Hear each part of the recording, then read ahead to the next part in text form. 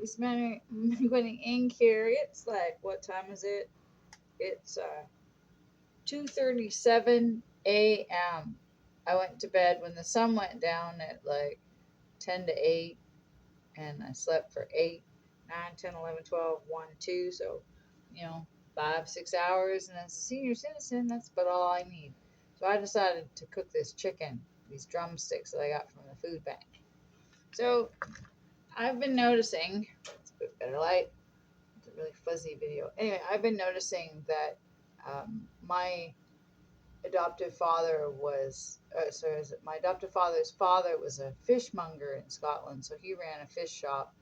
I don't know if they sold some chicken or whatever, but I've noticed that when I cook some meat nowadays, whether it's pork or chicken, there seems to be blood that doesn't seem to ever go away, even if I cook it for a long time. So my mother used to talk about the fact that they would devein chicken and pork. I don't know. I don't know the whole process. All I know is that they're not butchering them properly, or they're not cooking them clean, or cleaning them properly, and that makes me very uncomfortable. But I think about communities where it's winter a lot of the time and there's really nothing else to eat besides meat. And I know it's cruel and I don't like it, not one bit. But I've been eating meat since I was a little kid, and yeah, I need that level of protein and animal fats. Anyway, until I find a better solution, um, I'm going to try and take care of the animals that are in my sight, the birds and stuff, and be very aware that animals are dying so that I can eat.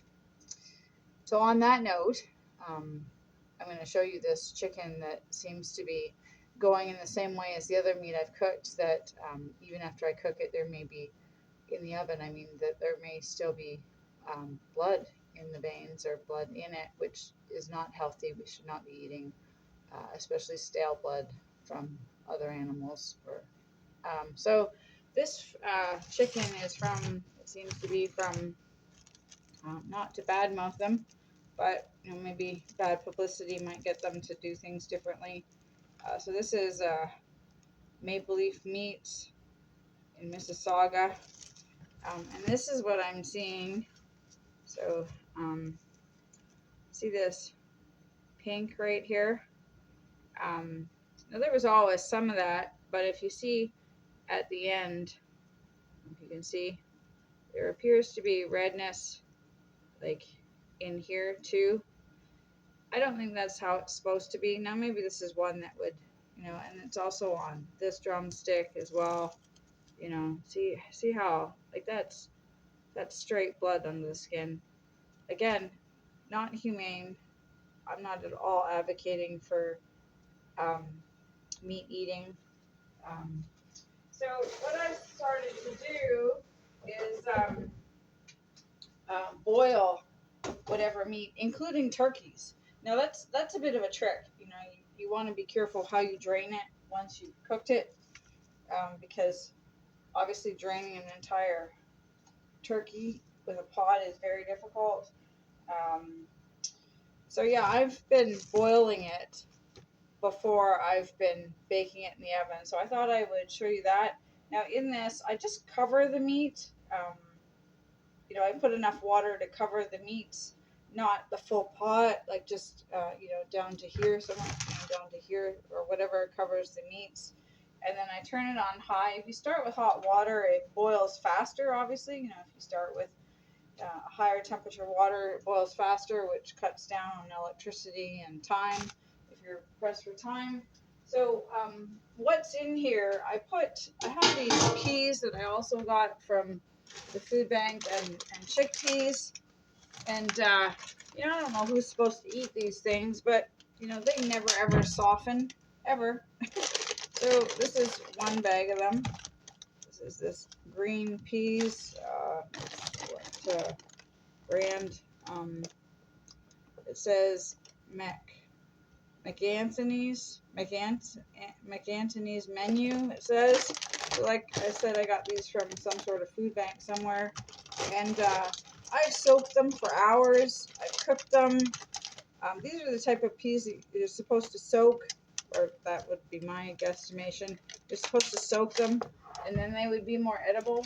And they were, I did. And then these chickpeas are great, what is that? Great value. I just ate some of their peanut butter. Not good. Left a massive, I don't know what it was, heartburn or something, like a massive lump between my breastbones and internally. Not good, peanut butter. Don't advocate for those products. So I put them in a frying pan with some water, and I boiled them on the stove, and I seasoned them. I don't know what all I put in the season. I put the orange peel. I put some, I think I put some olive oil, and I put some pine needles. So basically, this was just I'll show you the whole thing. This was something I picked up, on my way home. It's a pine tree, and I take it, and where's my scissors? And similar to the orange peel in my last video, I take the end like this. Can you see that?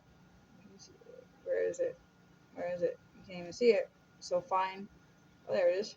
And I just basically clip off the ends because they are very sharp. So you don't want to have too big of pieces, otherwise you may injure someone. Again, use your judgment. Yeah, try it out on yourself if you're an adult. Don't serve it to your kids right away. Try it out on yourself.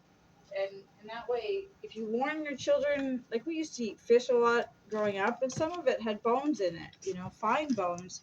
And my mother would always educate us on how to eat it and stuff. So, it can be done, to teach children to or adults who haven't eaten fish, it can be done to teach them how to watch for bones and chew slowly. Make sure that you're not like gobbling it down and swallowing it, but chew it thoroughly so that you're aware of any bones. And like orange seeds or grape seeds, you'd have to pick them out of your mouth. So yeah, so I have pine needles, orange. What else did I put in there? Probably salt and pepper. I don't know what else. Just threw a bunch of things in the peas. I ate some of them out of the pan, just as a snack, half-assed dinner. And now I put the rest of it in this pot with the chicken and the water to season the chicken as it boils. So yeah, so I've got it on high. On my stove it says HI, but that actually high is actually more of a greeting, hello. HIGH is high as in high up, which is high temperature. And the other side is low, LO, which is actually, I don't even know if that is a word in English. It's LOW is low. But on my stove it says LO, which might confuse people from other countries because it's not actually a word.